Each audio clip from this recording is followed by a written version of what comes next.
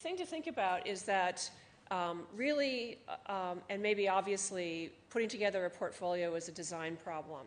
It's not just a kind of scrapbook of your work, and there are some things to think about as you start to know how to put your best foot forward for your application. So think about design. What does that mean? The first thing is really I can recommend to you that what we're not looking for is any kind of overly complicated, difficult to discern or to decode set of documents from you. We're really looking for what kind of work do you do, how do you talk about your work, how do you present yourself. And so it really is a question of, for example, thinking about what is a basic format that you might use. And there's information also on our website. I'll touch on some of that in a bit. But essentially, it might boil down to, because what you'll be doing is uploading a PDF to us, is whether you hearken back to a kind of book format when physical portfolios were submitted, or whether you utilize what I'm calling here a plate format to show a single image, albeit however complex, that is seen by the review committee. Okay, so just quite simply, what do you get when you do one versus the other? There is a difference, I think, in the amount of content that one might be able to incorporate on a spread, simply because you have a larger field versus maybe something that's more singular with a plate that's considered and consumed as one image. Okay, but this would be the first kind of consideration as to whether you're making a kind of publication in a pseudo-book format or whether it's a series of images. And then, of course, when we view these things, that distinction goes away somewhat.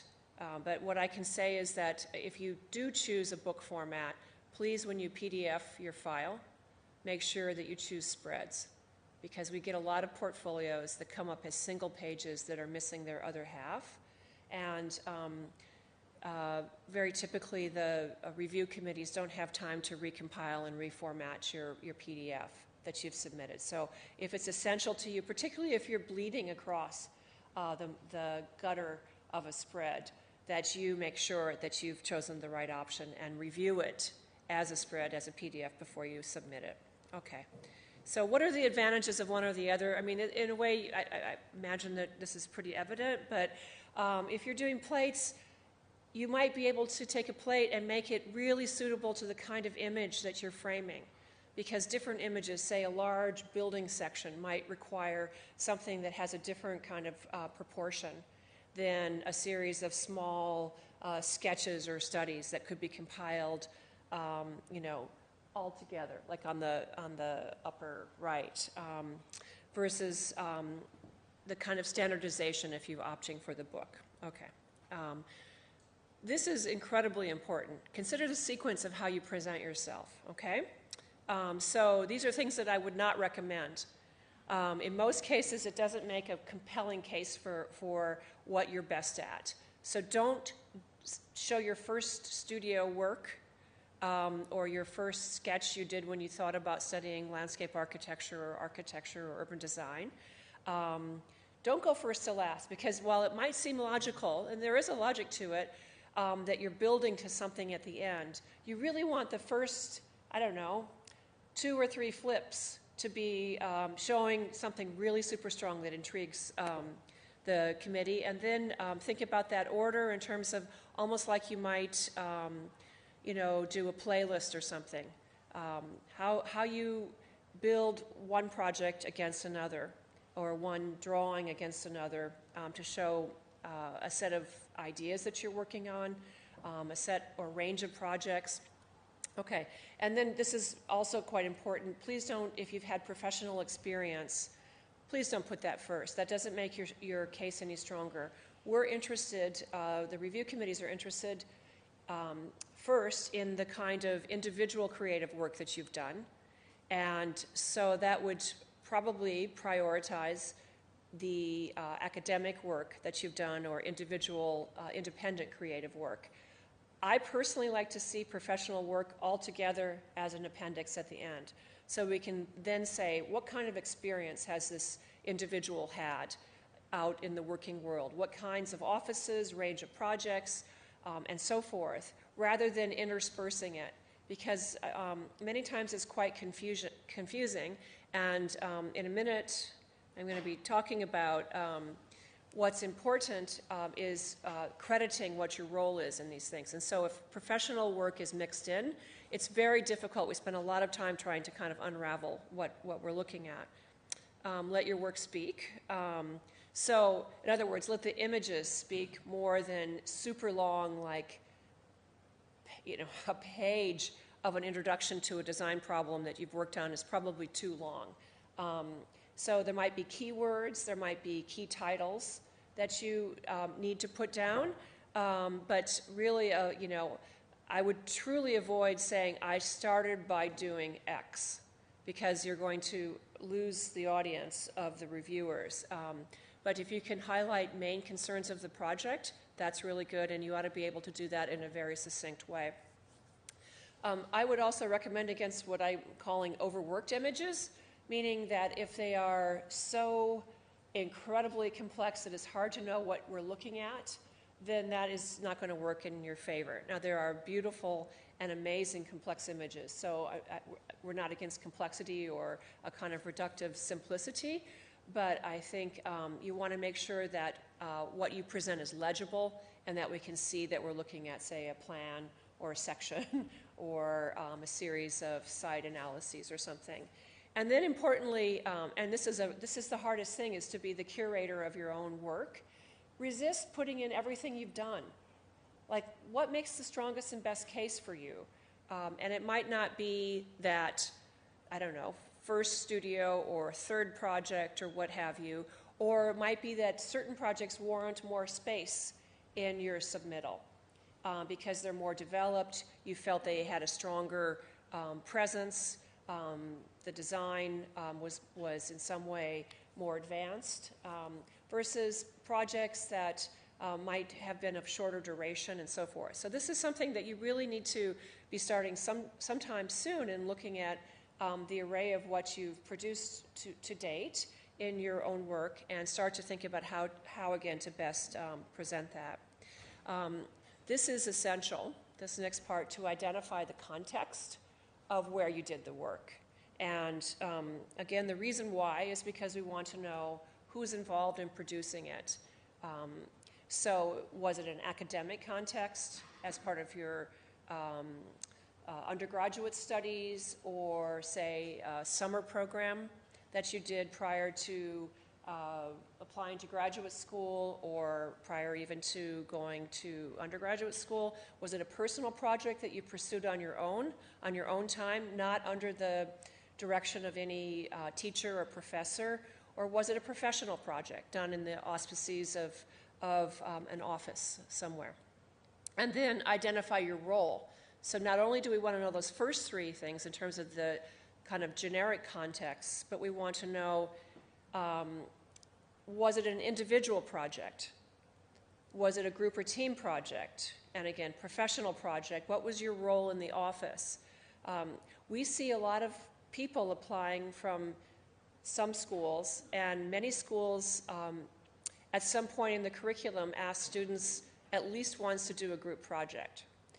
And so we see the same projects submitted by different applicants. And I can tell you that when accreditation is not properly made, it's not a case for the person who didn't do that, because we oftentimes see other people who are submitting the same projects that have talked about specific roles. So is that clear? Yeah, you don't want to claim that it's your project that you've done all by yourself when you haven't. And likewise, in an office, we don't expect you, in most cases, unless you've had your own office, you're not, and there are exceptions, but you're not probably the lead designer. You might be working on a larger design team and responsible for certain aspects that you're showing. So please try and be really clear about how you were involved in each of these different circumstances. And then even more identification. So where did it happen? Not just first year design studio, but first year design studio at X institution. How long did the project last? Sometimes that's not entirely evident, but let's say if you did, I don't know, in a studio, something like 4 projects over the duration of a term, that's a lot of design work.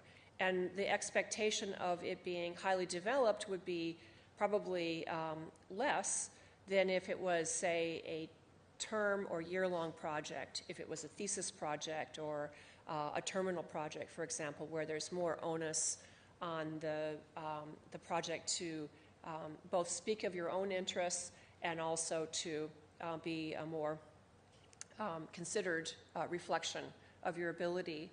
And then your role on the team, as I've already, I guess, said. And then you think about design again, because then you've got all these things kind of rolling around in your head, and you're looking at your work and really becoming a curator of your own work. Yep, so going to advance. And so even though we can see, we're going to be reviewing your work on both laptop computers and on larger screens, not this big, which is kind of daunting. Having a lot of really small images does not make a case for you. Because if we can't tell what we're looking at, or it's so crowded that it's overwhelming, that's probably a problem. We're having too much information on one spread or plate. So really be judicious about thinking about how to best frame your work. And the third thing is just too many ideas about layout. Like maybe each spread isn't its own design problem. Like maybe you think about a format and you try and think about how variations happen within that format. So again, being really tricky about having a lot of stuff going on is not going to show your design ability well. Okay. And there are some limits. The first is that we ask you to have no more than 30 spreads or plates. That's just it's a somewhat arbitrary limitation. If you had 32, we're not going to not look at your work, okay? But that's just to say think about like what's not there as well as what's there. Because we get a lot of applications and we have a fairly compressed amount of time to be looking at them. I mentioned laptops and screens, so ultimately whatever shape you choose for your plates or spreads, we're going to be looking at them on a screen that has this proportion of 16 to 10, okay? So be aware of that. It might mean that you float something inside of that frame. You don't have to fill full screen at all, but it just means that what we want, hopefully, is the biggest image of your work that we can get within that frame. So, okay. And then less than 100 megabytes for your upload. Okay, so the website, I'm not sure if it will reject it. Andrea? I think it'll cause problems. It may not fully upload, not a good, So anyway, just less than 100 megabytes. Okay. And so read the specs on the website. Now these are some questions that people typically have. If you're looking for advanced standing in either landscape architecture or architecture, what do you need to show in your portfolio? So I know it was already mentioned that you have to have a certain minimum courses in design studio and so forth.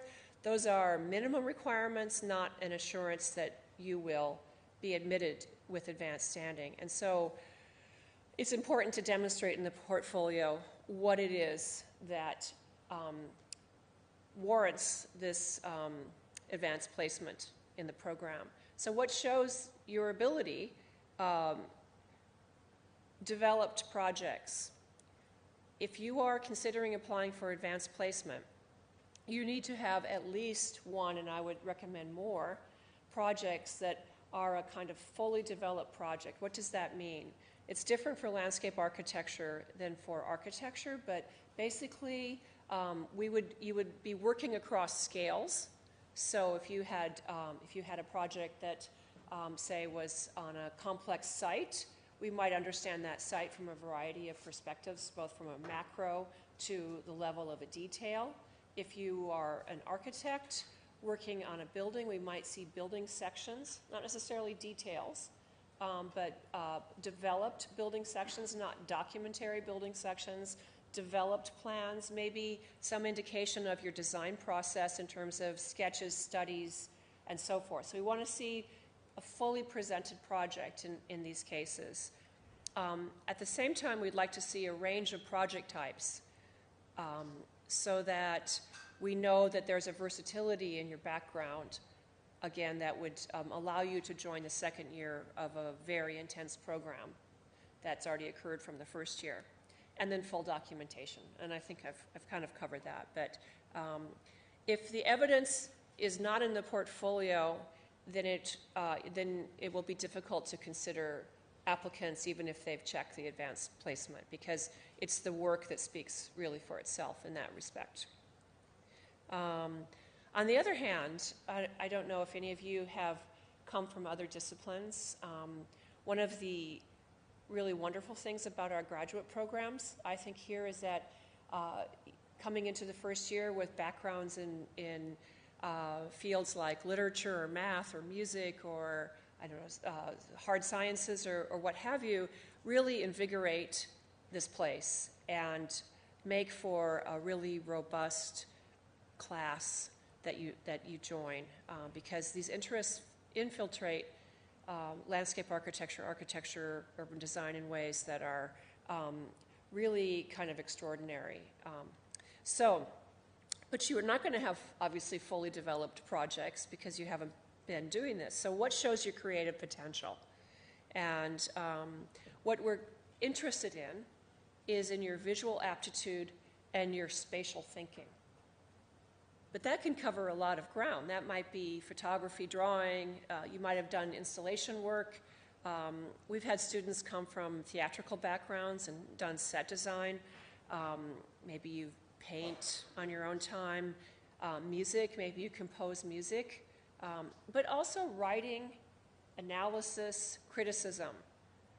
So for people that haven't had any kind of deliberate design background, really it's a case, I can't even say, I can only emphasize more so how to curate your experience and bring forward your potential and the ability to think spatially and visually is going to be the problem, the design problem.